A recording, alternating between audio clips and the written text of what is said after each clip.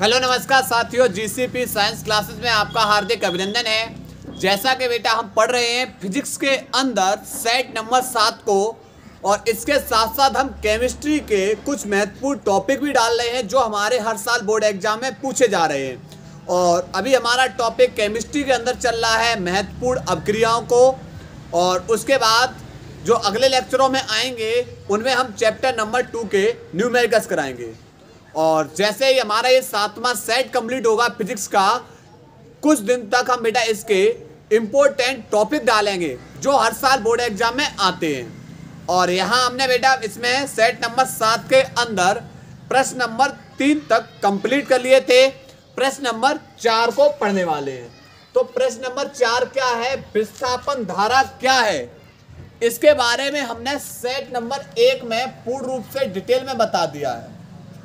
विस्थापन धारा के बारे में पिछले सेटों में करा दिया है, विस्थापन धारा को देख लेना।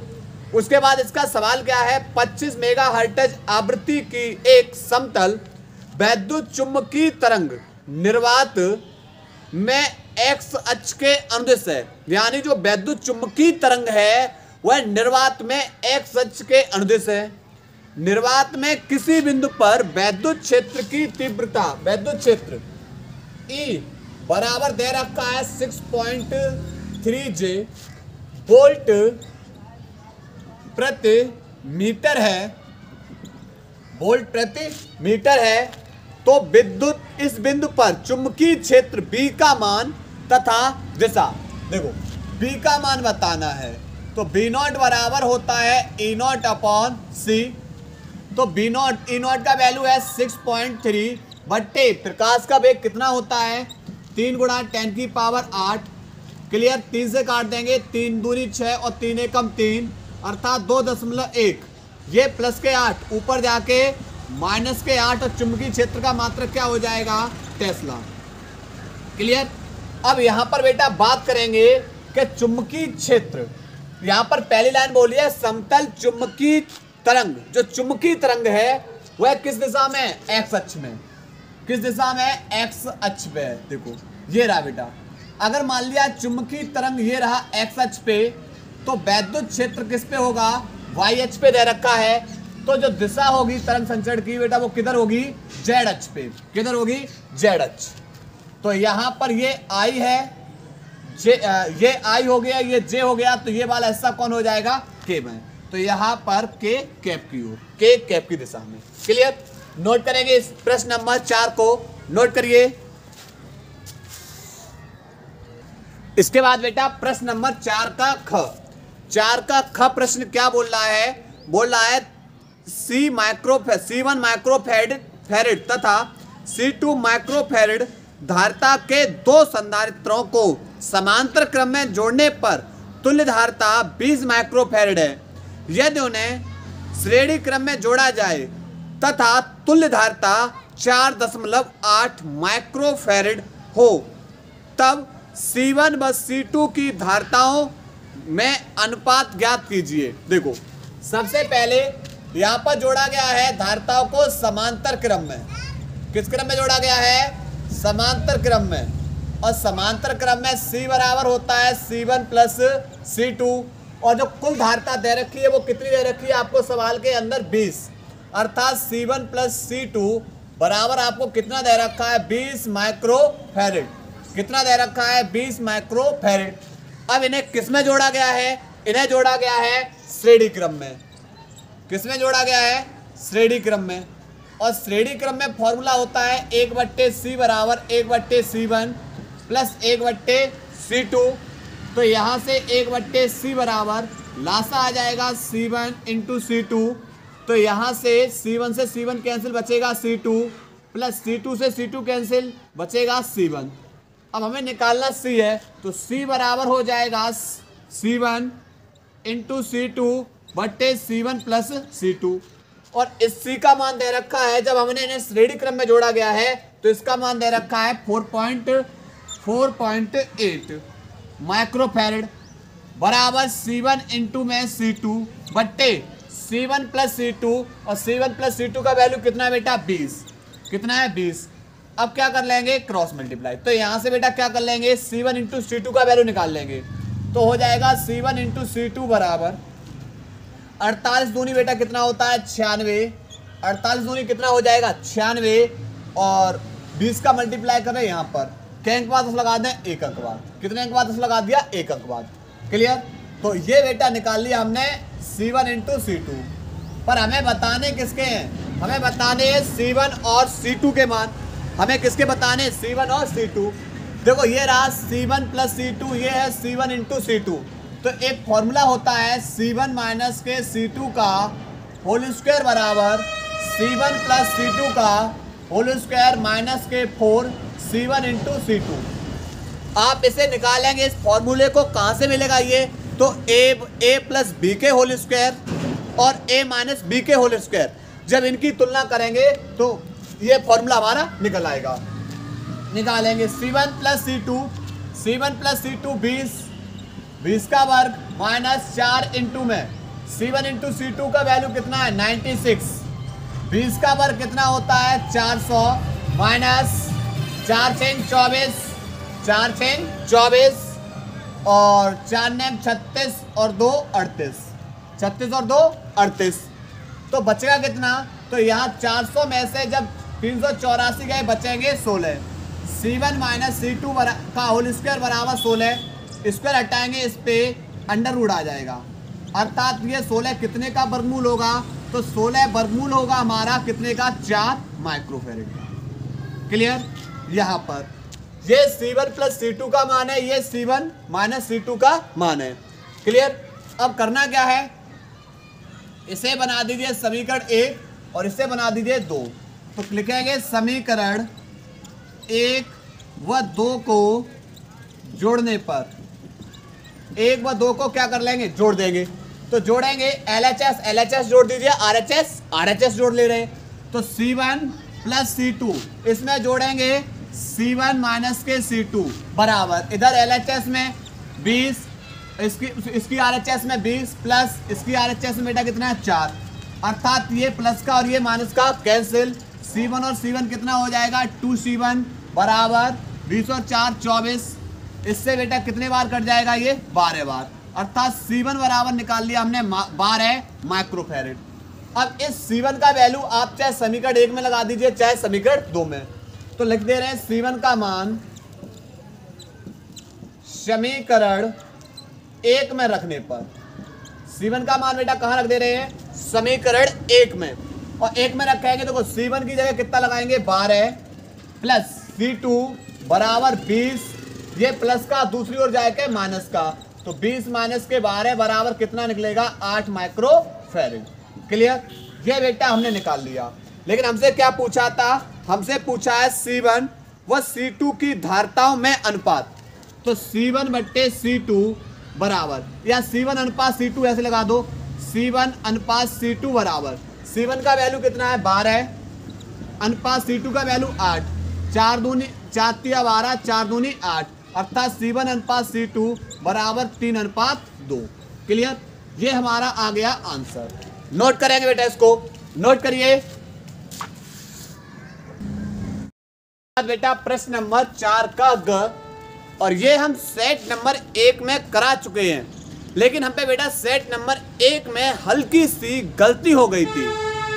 जब समान धाराएं प्रवाहित होती हैं तो वहां पर हमने थोड़ा सा बेटा पॉइंट हमने गलत लिखा दिया था, उस चीज को यहाँ संशोधन कर रहे हैं, इसलिए हम इस पूरे प्रश्न को पुनः हल कर रहे हैं। क्लियर। देखो सवाल बोल रहा है, वो प्रश्न बोल रहा है, दो समांतर व सीधे धारावाहिक चालकों के बीच लगने वाला बल कब आकर्षण तथा सेकंड पूछा है प्रतिकर्षण बल होता है और क्यों। देखो सबसे पहले आप बेटा दो समांतर धारावाहिक चालक तार लेंगे, एक चालक तार AB है, दूसरा चालक तार आप CD लेंगे।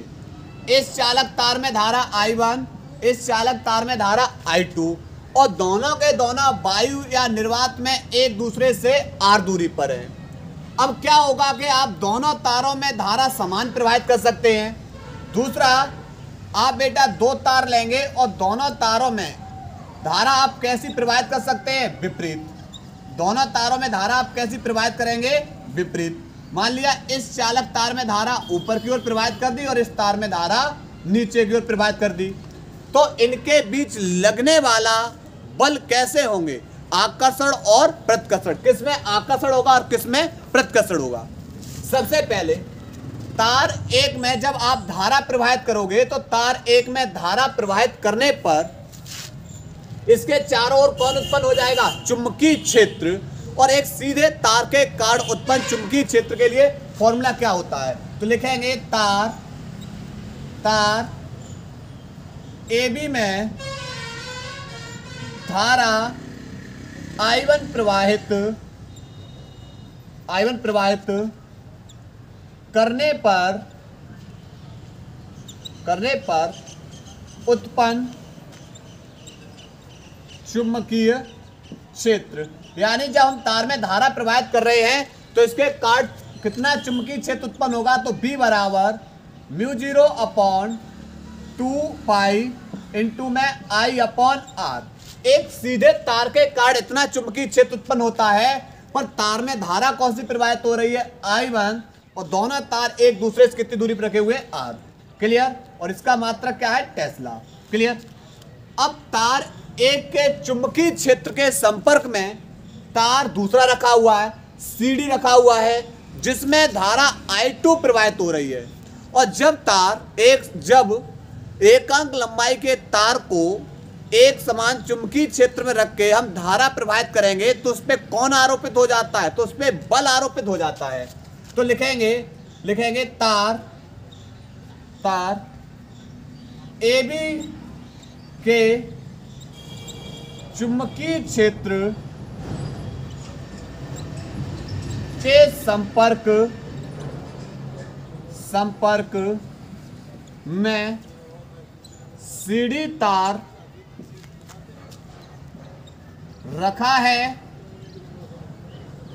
जिसमें धारा I2 प्रवाहित करने पर उत्पन्न बल। अब बेटा बल क्या होता है, फॉर्मूला F बराबर IBL sin थीटा। कौन सा फॉर्मूला होता है, IBL sin थीटा। पर इस तार में धारा I2 प्रवाहित हो रही है, तार AB के संपर्क में CD तार रखा है, किसके, AB के चुंबकीय क्षेत्र में। पर AB में चुंबकीय क्षेत्र B बराबर क्या है, B बराबर आप बताओगे μ0/2π इंटू में I1/R। ये चुंबकीय क्षेत्र B का मान इंटू में लंबाई। अब बात करेंगे कोण की, क्या थीटा कितना आएगा, धारा ऊपर या नीचे की दिशा में और चुंबकीय क्षेत्र इन दोनों तारों के बीच में बताना है। तो इन दोनों तारों के बीच में जब चुंबकीय क्षेत्र बताना है तो बेटा देख लीजिए एंगल कितना बन रहा है, धारा ये रही, चुंबकीय क्षेत्र ये रहा, एंगल बन रहा है 90 अर्थात sin 90, और sin 90 का वैल्यू होता है 1, अर्थात F बराबर निकलेगा μ0/2π I1 इंटू I2/R इंटू में L। और बल का मात्रक क्या होता है, बल का मात्रक होता है न्यूटन। पर हमें क्या बताना है, हमें बताना है प्रति एकांक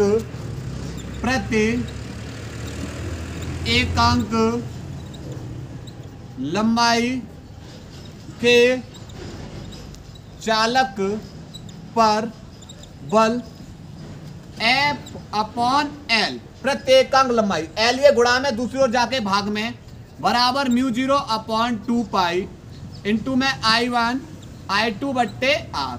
और इसका मात्रक क्या हो जाता है, बल का मात्रक न्यूटन और प्रति लंबाई का मात्रक क्या हो जाएगा, मीटर। अब हम इनकी दिशा निकालेंगे कि जब तार में धाराएं समान होती हैं तो बल किधर लगता है, तार में धाराएं विपरीत होंगी तो बल किधर लगेगा। तो हम दाएं हाथ की हथेली के नियम पे चले जाएंगे। अंगूठा धारा की दिशा में, उंगलियां उस बिंदु को संकेत करेंगी जिधर हमें चुंबकीय क्षेत्र ज्ञात करना है। तो हथेली के लंबवत दिशा, जो हथेली है, हथेली के लंबवत बाहर की ओर जो दिशा होगी वही होगी चुंबकीय क्षेत्र की दिशा। अब देखो अंगूठा धारा की दिशा में ऊपर, हमें चुंबकीय क्षेत्र बताना है इन दोनों तारों के बीच में। उंगलियां इधर कर दीजिए, हथेली दिशा किधर है, अंदर की ओर, यानी इस पे बल लग रहा है अंदर की ओर, डॉट से दर्शा दिया। उसके बाद इस तार में देखेंगे, इस तार के अंदर अंगूठा धारा की दिशा में, उंगलियां दूसरे तार की ओर कर दो क्योंकि चुंबकीय क्षेत्र इन दोनों बीच में है। हथेली की दिशा किधर है, बाहर की ओर, यानी बल इस पे कैसा लग रहा है, विपरीत। और बल कैसा लग रहा है बेटा, विपरीत लग रहा है। एक बल अंदर लग रहा है, एक बल बाहर लग रहा है, यानी इनके बीच में होगा आकर्षण। धाराएं समान हैं, बल विपरीत है, तो इनके बीच में लगने वाला जो बल होगा वो कैसा होगा, आकर्षण। क्लियर? तो यहां पर लिखेंगे जब, इधर बेटा इस स्टेप में पहला स्टेप, जब दोनों तारों में धाराओं की दिशाएं समान हो तब चालक पर आकर्षण बल लगेगा। क्लियर? कैसा बल लगेगा, आकर्षण। अब इस तार में धारा ऊपर की ओर, उंगलियां दूसरे तार की ओर कर दो क्योंकि बीच में बताना है चुंबकीय क्षेत्र।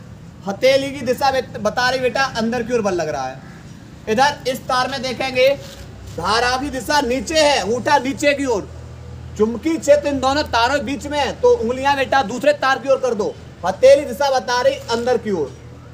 और जब सेकंड स्टेप, जब इसमें बेटा देखो दोनों बल कैसा लग रहा है, जब धाराएं विपरीत हैं, बल समान लग रहा है और समान बल एक दूसरे को प्रतिकर्षित करेंगे। लिखेंगे जब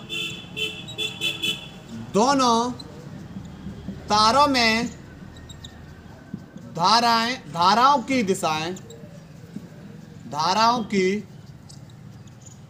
दिशाएं विपरीत हो तब चालक पर प्रतिकर्षण बल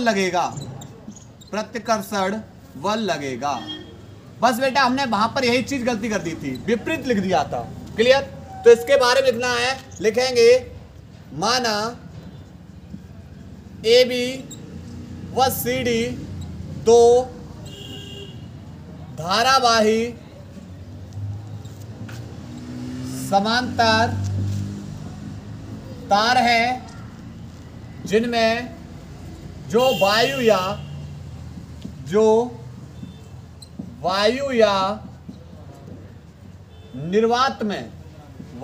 निर्वात में एक दूसरे से r दूरी पर स्थित है। माना तार AB में धारा I1 व तार CD में धारा I2 प्रवाहित तो हो रही हो तब उसके बाद बेटा नोट करना है। नोट करिए बेटा, इसको नोट करिए बेटा। प्रश्न नंबर 4 का घ बोल रहा है अनुनादी परपथ से क्या तात्पर्य है। एलसीआर श्रेणी अनुनादी परपथ के लिए आवश्यक प्रतिबंध तथा अनुनादी परपथ की स्थिति में आवृत्ति का व्यंजक लिखिए। देखो अनुनादी परपथ कब होगा, जब प्रेरण प्रतिघात किसके बराबर हो जाता है, प्रेरण प्रतिघात धारतीय प्रतिघात के बराबर हो जाता है। प्रेरण प्रतिघात धारतीय प्रतिघात के बराबर हो जाएगा तो यह परपथ क्या कहलाएगा, अनुनादी परपथ कहलाता है। और अनुनादी परपथ की स्थिति में, अनुनादी परपथ की स्थिति में एक्सएल बराबर होता है एक्ससी के, एक्सएल बराबर होता है ओमेगा एल और एक्ससी बराबर होता है 1/ओमेगा सी। ओमेगा को इधर ले आओ, ओमेगा को इधर और एल को बेटा इधर ले जाओ, तो ओमेगा भाग में दूसरी ओर जाके गुणा में, तो ओमेगा इंटू में ओमेगा बराबर 1/L गुणा में दूसरी ओर जाके भाग में। क्लियर? तो यहाँ से बेटा क्या हो जाएगा, यहाँ से ओमेगा का वैल्यू लगाएंगे, ओमेगा बराबर होता है 2 पाई एफ इंटू में ओमेगा बराबर लगाएंगे 2 पाई एफ बराबर 1/L इंटू में सी। अच्छा यहाँ से एफ को छोड़ेंगे, ये दोनों के दोनों बेटा क्या उधर भेज दे रहे हैं, तो यहाँ से एफ का गुणा एफ में करेंगे, एफ स्क्वायर बराबर 2 पाई और 2 पाई को उधर भेज देंगे, तो 2 पाई इंटू में 2 पाई और इंटू में कौन है एल इंटू में सी। स्क्वायर हटाओगे इस पे आ जाएगा अंडर रूट आ जाएगा 1/2 पाई इंटू में 2 पाई इंटू में एल इंटू में सी, एल इंटू में सी हो जाएगा। क्लियर। तो यहाँ से एक 2 पाई बेटा बाहर आ जाएगा, तो 1/1 2 पाई तो बाहर आ गया और अंडर रूट में रहेगा एल इंटू में सी। क्लियर। और आवृत्ति का मात्रक क्या होता है, आवृत्ति का मात्रक होता है हर्ट्ज, आवृत्ति का मात्रक क्या होता है, हर्ट्ज होता है। क्लियर। तो ये है हमारा प्रश्न नंबर 4 का घ, नोट करिए 4 के घ को नोट करिए। इसके बाद बेटा प्रश्न नंबर 4 का ड़, 4 का ड़ प्रश्न है। देखो क्या प्रश्न बोल रहा है, प्रश्न बोल रहा है आइंस्टीन का प्रकाश विद्युत समीकरण लिखिए। 0.5 इलेक्ट्रॉन वोल्ट कार्यफलन वाली धातु प्लेट पर क्रमशः 1 इलेक्ट्रॉन वोल्ट तथा 2.5 इलेक्ट्रॉन वोल्ट ऊर्जा वाले फोटोन आपतित होते हैं। यदि उत्सर्जित फोटोन इलेक्ट्रॉन की अधिकतम गतिज ऊर्जाएं K1 तथा K2 तथा उनके वेग V1 तथा V2 हैं, तो K1/K2 और दूसरा V1/V2 के मान ज्ञात कीजिए। सबसे पहले लिखेंगे आइंस्टीन का प्रकाश विद्युत समीकरण। प्रकाश विद्युत समीकरण क्या है, आइंस्टीन का प्रकाश विद्युत समीकरण। आइंस्टीन का प्रकाश विद्युत समीकरण होता है E बराबर, केवल यहाँ विद्युत समीकरण पूछा है बेटा, तो E बराबर होता है W0 प्लस K मैक्सिमम। अब E0 क्या हमारी, E0 है हमारी फोटोन की ऊर्जा, W0 हमारा कौन है, कार्यफलन, और K0 क्या है हमारी यहाँ पर गतिज ऊर्जा। तो ये है हमारा आइंस्टीन का प्रकाश विद्युत समीकरण। कौन है बेटा, प्रकाश विद्युत समीकरण। अब सवाल दे रखा है, सवाल के अंदर कार्यफलन दे रखा है W0 बराबर 0.5 इलेक्ट्रॉन वोल्ट और फोटोन की ऊर्जा दे रखी है, एक को E1 मान ले रहे, एक को E2। एक है 1 इलेक्ट्रॉन वोल्ट और दूसरा है बेटा यहाँ पर 2.5 इलेक्ट्रॉन वोल्ट। एक इलेक्ट्रॉन वोल्ट और दूसरा है 2.5 इलेक्ट्रॉन वोल्ट। हमें पूछा है क्या, इन गतिज ऊर्जाओं का अनुपात। देखो तो एक को K1 और K2 निकालने हैं। सबसे पहले क्या निकालने, K1 और K2। इस समीकरण से करेंगे तो ये W0 बेटा प्लस में है, दूसरी ओर जाके माइनस में, तो इसे बना ले रहे K1 बराबर हो जाएगा E1 माइनस के W0, E1 माइनस के W0। तो लगाएंगे वैल्यू, तो K1 बराबर E1 का वैल्यू है 1 माइनस W0 का वैल्यू 0.5, अर्थात बचेगा कितना, तो 0.5 जूल। क्लियर। ये पहली गतिज ऊर्जा निकाल ली हमने K1। ऐसे बेटा अब हम निकाल लेंगे K2, तो K2 बराबर लगाएंगे E2 माइनस के W0।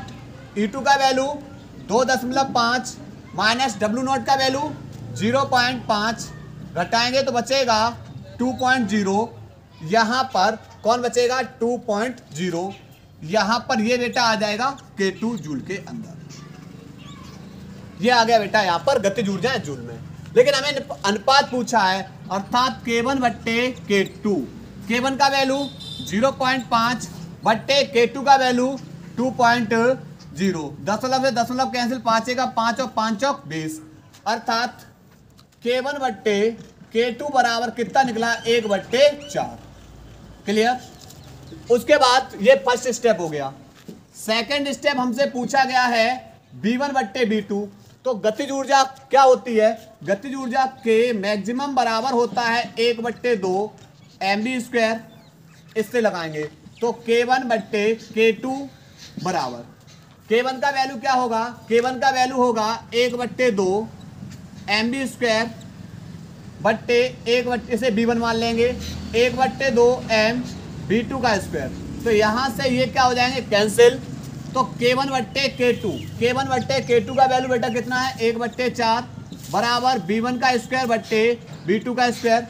इसको हटाओगे इस पे अंडर रूट आ जाएगा, तो B1 बट्टे B2 बराबर अंडर रूट आ जाएगा 1/4। तो B1 बट्टे B2 बराबर 1 का वर्गमूल 1 और 2 4 कितने का वर्गमूल होता है बेटा 2 का। तो ये हमारा B1 बट्टे B2 निकाल लिया। क्लियर, नोट करेंगे इस प्रश्न को, नोट करिए।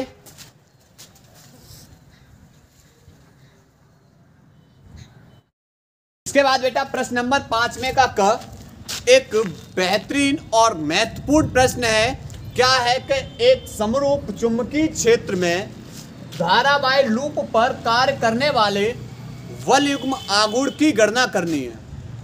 अब कैसे, देखो सबसे पहले मान लिया बेटा यह एक समान चुंबकीय क्षेत्र है। कौन है, एक समान चुंबकीय क्षेत्र है और इसमें हम क्या रख रहे हैं, एक धारावाही लूप को रखेंगे। किसको रखेंगे, धारावाही लूप को। यह चुंबकीय क्षेत्र हो गया, मान लिया यह क्या हमारा लूप, और इस लूप पर हमें किसकी गणना करनी है, बल की गणना करनी है।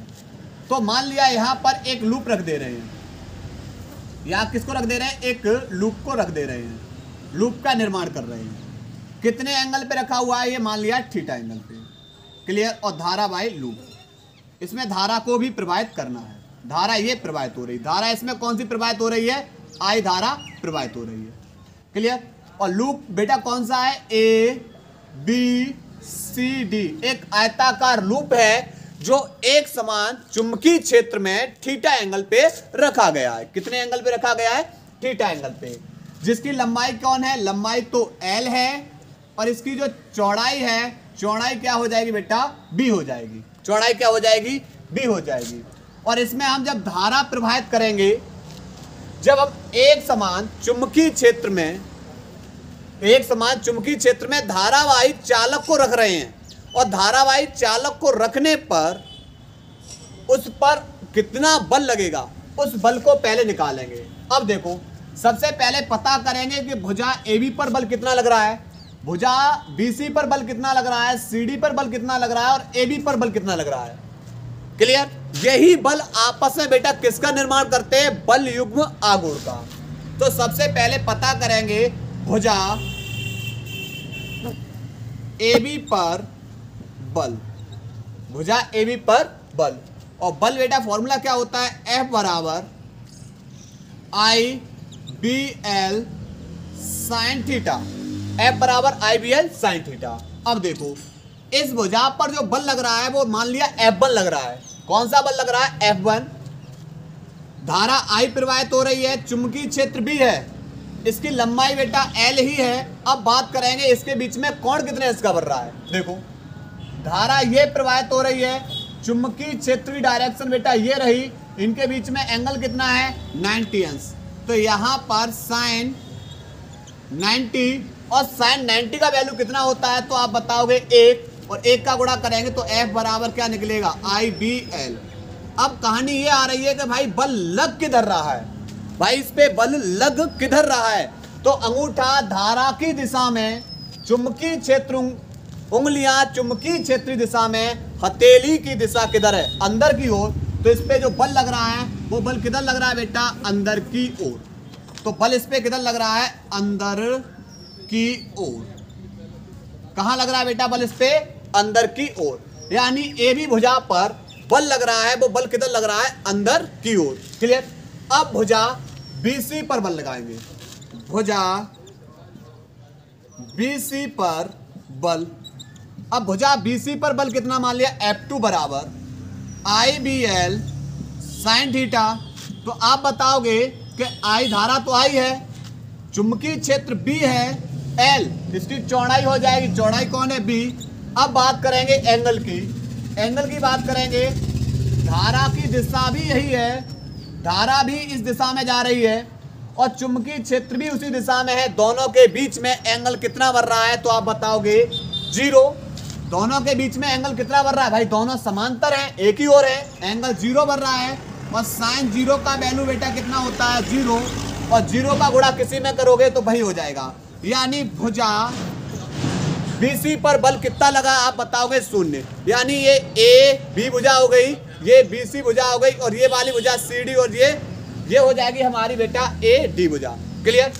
और उसके बाद अब हम पता करेंगे भुजा CD पर बल। भुजा इधर कर दे रहा हूं, भुजा CD पर बल, भुजा CD पर बल कितना लगेगा। तो देखो यहाँ पर F बराबर F3, इस पे जो बल लग रहा है वो कौन सा लग रहा है F3 बराबर IBL sin थीटा। तो यहाँ पर धारा आप बताओगे I है, चुंबकीय क्षेत्र भी है, जो लंबाई L ये है तो ये भी लंबाई कौन हो जाएगी L साइन। अब बात आएगी एंगल की, तो बेटा धारा की डायरेक्शन नीचे है, चुंबकीय क्षेत्र इधर है, इनके बीच में एंगल बन रहा है 90, और साइन 90 का वैल्यू आप बताओगे 1 होता है, तो अर्थात 1 का गुणा किसी में करोगे तो वही रहेगा। बात करेंगे बल किधर लग रहा है, अंगूठा धारा की दिशा में, उंगलियां चुंबकीय क्षेत्र दिशा में, हथेली बताएगी बल की दिशा किधर है। तो आप बताओगे बल किधर लग रहा है, बाहर की ओर, बाहर की ओर। बल किधर लग रहा है बेटा, बाहर की ओर। क्लियर। उसके बाद यहां पर अब पता करेंगे कि भुजा AD पर बल कितना लग रहा है। भुजा AD पर बल, तो यहां पर S पे भुजा पे बल लग रहा है F4 बराबर IBL sin थीटा। तो धारा I, चुंबकीय क्षेत्र B, जब ये चौड़ाई B है तो ये भी क्या हो जाएगा B। पर यहां पर देखो कि धारा इधर जा रही है बेटा, देखो धारा की डायरेक्शन इस ओर है, चुंबकीय क्षेत्र इधर है, दोनों के बीच में एंगल 180 बन रहा है, और 180 0 साइन 180 0, और 0 का गुणा करेंगे तो वही क्या हो जाएगा बेटा 0 हो जाएगा। यानी हमने क्या देखा कि जब हमने एक समान चुंबकीय क्षेत्र में एक धारावाही लूप को रखा, किसको रखा, धारावाही लूप को रखा, और धारावाही लूप कौन है ABCD, और धारा प्रवाहित कर दी। और जब हम क्या करेंगे, एक समान चुंबकीय क्षेत्र के भीतर एक धारावाही चालक को रखते हैं तो उस पर बल कितना लगता है, तो F बराबर IBL sin थीटा। तो यहाँ पर इस भुजा पे पता करेंगे बल कितना हुआ, इस भुजा पे बल कितना होगा, इस भुजा पे बल कितना हो, इस भुजा पे, यानी 4 भुजाएं थी, 4 भुजाओं पे पता बल किया हमने कि 2 पर तो बल लग रहा है भुजा F1 और F2 पर, इस पे बल लग रहा है बेटा बाहर की ओर, और इस पे बल लग रहा है अंदर की ओर। F1 भुजा पे बल अंदर की ओर, और F4 पे भुजा पे बल किधर लग, F3 पे भुजा पे बल लग रहा है बाहर की ओर। क्लियर। तो यहाँ पर 2 बल तो शून्य हुए, तो एक बल बेटा लग रहा है अंदर की ओर, और एक बल लग रहा है बाहर की ओर। एक बल किधर लग रहा है, बाहर की ओर। तो ये दोनों के दोनों बल आपस में एक बल युग्म का निर्माण करेंगे। देखो बल बेटा ये भी F बराबर IBL है, और ये भी बल कैसा है F बराबर IBL। बल तो समान है किंतु विपरीत प्रकार का बल लग रहा है, और यही बल बेटा दोनों बल मिलकर एक बल युग्म का निर्माण करते हैं। और इसी कारण बेटा यहाँ पर कुंडली अपने अक्ष पर क्या होती है, रोटेट होती है। तो पहले बेटा इसको यहाँ से इधर कर दे रहे हैं, तो यहाँ पर चित्र को बनाना है। तो सबसे पहले इस चित्र के बारे में लिख दे रहे हैं, नोट करिए, फिर बिगाड़ के हम दोबारा फिर कर देंगे। तो यहाँ पर लिखेंगे कि माना धारावाही लूप एक समान चुंबकीय क्षेत्र B में कितने एंगल पे, थीटा कोण बनाते हुए रखा है, थीटा कोण बनाते हुए रखा है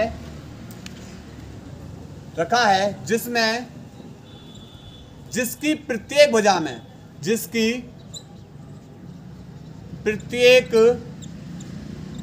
में धारा I प्रवाहित तो हो रही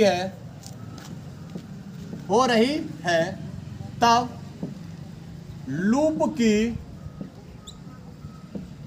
प्रत्येक भुजा पर बल। क्लियर? पहले बेटा यहां तक नोट करिए, इसके बाद रफ करके तब बेटा आगे समझा रहे हैं। नोट करिए, देखो बेटा यहां पर लूप रखा हुआ था चुंबकीय क्षेत्र में, और इस पे बल लग रहा था अंदर की ओर और एक पे बल लग रहा है बाहर की ओर, कुछ इस तरीके से। तो ये कुंडली चुंबकीय क्षेत्र में कैसी रखी हुई है? लंबवत रखी हुई है, कुछ इस तरीके से।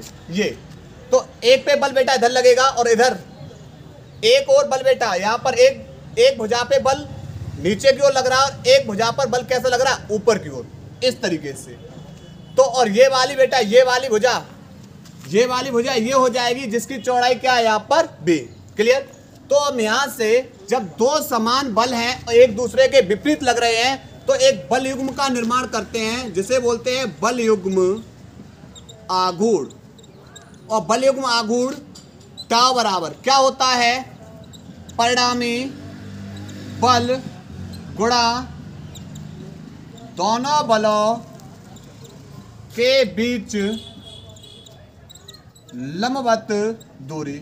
अब परिणामी बल बेटा चाहे आप F1 ले लीजिए चाहे F2 ले लीजिए, इनटू दोनों बल, एक बल ये रहा एक बल ये रहा, दोनों बलों के बीच लंबवत दूरी।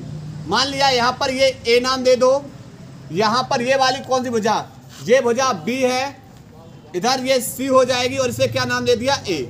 क्लियर? और कितने एंगल पे रखा हुआ है? ये थीटा एंगल पे रखा हुआ है। कितने एंगल पे? ये थीटा एंगल पे है। तो परिणामी बल गुणा दोनों बलों के बीच की लंबवत दूरी। क्लियर? तो यहां से बेटा कैसे निकाले? दोनों बलों के बीच दोनों बलों के बीच की लंबवत दूरी बेटा कौन डाला हमने? लंब ए बी। तो यहां लगा देंगे ए बी। तो परिणामी बल F1 का वैल्यू लगा देंगे IBL। अब हमें निकालना ए बी। तो यहां पर देखो कोण के सामने वाली भुजा बेटा कौन सी हो जाएगी? ये लंब। ठीक, और ये 90 अंश के सामने वाली भुजा ये कौन सी हो जाएगी? कर्ण। तो ये वाली भुजा कौन सी हो जाएगी? आधार। तो साइन थीटा बराबर होता है लंब बटे कर्ण। तो साइन थीटा बराबर लंब वाली भुजा है हमारी ए बी बटे कर्ण वाली भुजा हमारी कौन है? बी। ये बी गुणा में भाग में दूसरी ओर जाके गुणा में, तो ए बी बराबर हो जाएगा बी साइन थीटा। और इस ए बी का वैल्यू लगा देंगे बी साइन थीटा, और L इंटू में B क्या होता है यहाँ पर? A। L इंटू में B बराबर क्या हो जाएगा? A। यानी लंबाई गुणा चौड़ाई कौन हो जाएगा? क्षेत्रफल इंटू में साइन थीटा। ये निकाल लिया हमने बल युग्म आघूर्ण। क्या निकाल लिया? बल युग्म आघूर्ण। अगर इसका हम लिखना चाहेंगे सदिश रूप, क्या लिखना चाहें? सदिश रूप, तो यहाँ पर टाउ बराबर IV क्रॉस वेक्टर A। क्योंकि देखो साइन के लिए क्रॉस आता है, डॉट के लिए कौन आता है? कॉस आता है। क्लियर? यह इसका क्या हो जाएगा? सदिश रूप। यदि लूप में फेरों की संख्या क्या हो? संख्या कैपिटल N हो, तब क्या करना? N से क्या कर दो? गुणा NI, यहां पर vector A cross vector B। Clear? ये हो जाएगा। यहां से नोट करेंगे इसको। इसके बाद बेटा परिभाषा देनी है, नोट करिए। इसके बाद बेटा इसी में परिभाषा पूछी गई है चुंबकीय द्विध्रुव आघूर्ण की, इसी के आधार पे।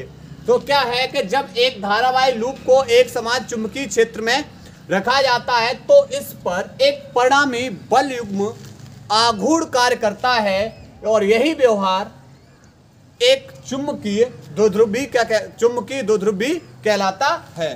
क्लियर? प्रश्न नंबर नोट करिए बेटा 5 के का को।